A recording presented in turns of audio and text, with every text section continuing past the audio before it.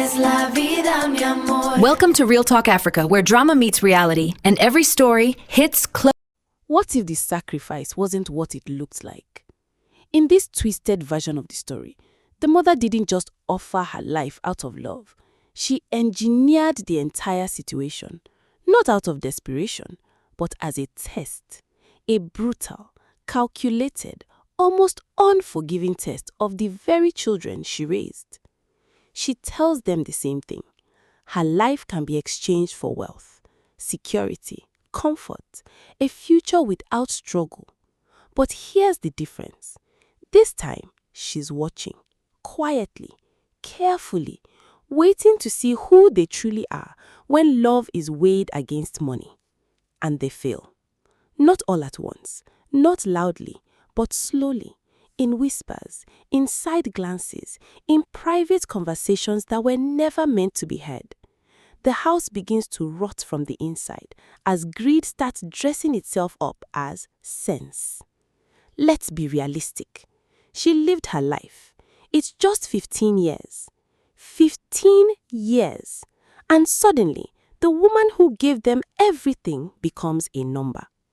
But then there's Lizzy Gold.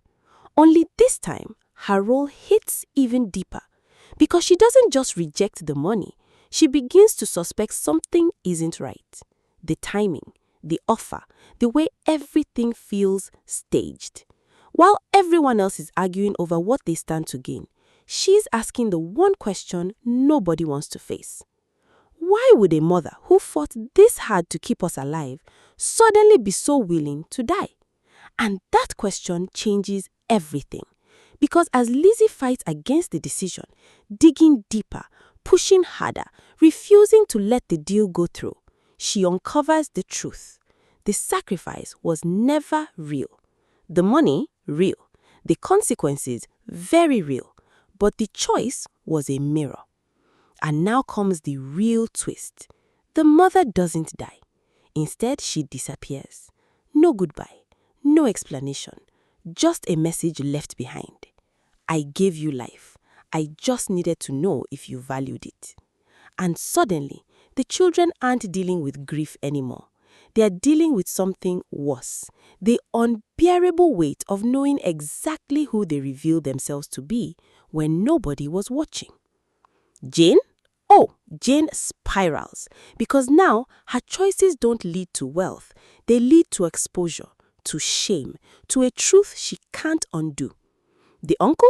He vanishes too, along with a portion of the money, proving that greed doesn't just consume families, it invites predators. And Lizzy? She's the only one left with her conscience intact. But even she isn't untouched, because now she carries the burden of knowing that love was tested and most of it failed. And just when you think it's over, the final scene hits. A quiet shot, a new city, the mother, alive, watching from a distance, not smiling, not crying, just seeing them clearly for the first time. So now, let me ask you again, but differently. If you knew it was a test, would you still pass? Or is the truth that most people only choose love when they are sure it won't cost them anything? Please, don't forget to